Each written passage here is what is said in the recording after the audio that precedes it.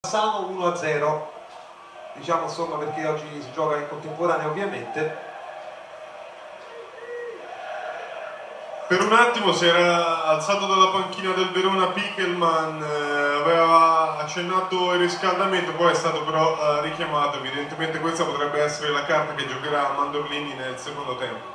Tanto il pallone dentro, prova a passare e ci riesce con il destro e il tiro di Berrettoni dopo lo scambio con Ferrari. 1-1 al 39esimo, il gol di Berrettoni. Ci puntava oggi chiaramente Mandorlini e Berrettoni ha segnato il gol del pari. E qui è stato molto bravo Ferrari a servire Berrettoni, che si è inserito con il tacco, ha servito il compagno che da pochi metri ha battuto Ravaglia. Una difesa comunque non è riuscita a chiudere bene. Ecco, qui si fanno sfuggire Berrettoni. E Berrettoni è andato al tiro, rivediamo il controllo che diventa un assist, il tacco prezioso però, Sì, molto bravo.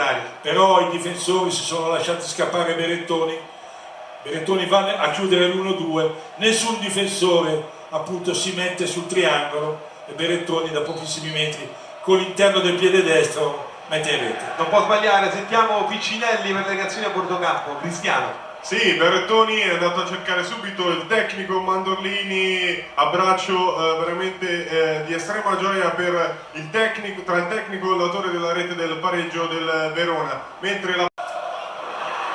Attenzione al contropiede Ferrari, c'è solo Lenoci però in avanti, recupera Smith, Ferrari di forza, ancora Smith, lo mette giù, l'arbitro applica il vantaggio, Esposito poi si ferma, Penin riparte la spalla, a Vlado Smith però perde il pallone, Alfredson.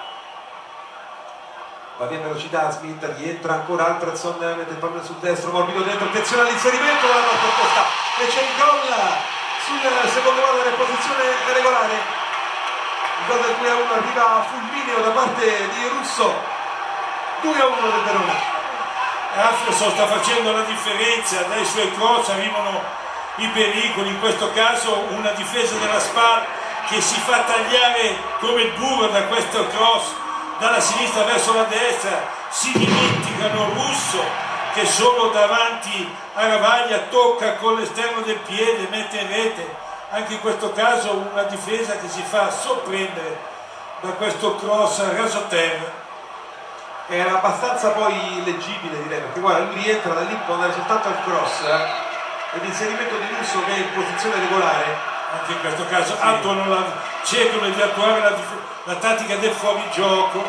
Sbaglia però, a mio avviso sbaglia Ghetti, perché forse là dovrebbe, no? Si vede Ghetti che cerca la linea, ma in realtà cercando la linea si dimentica della marcatura. Esatto. Quando io prima dicevo che devi salire ma non devi perdere la marcatura, è come in questo caso.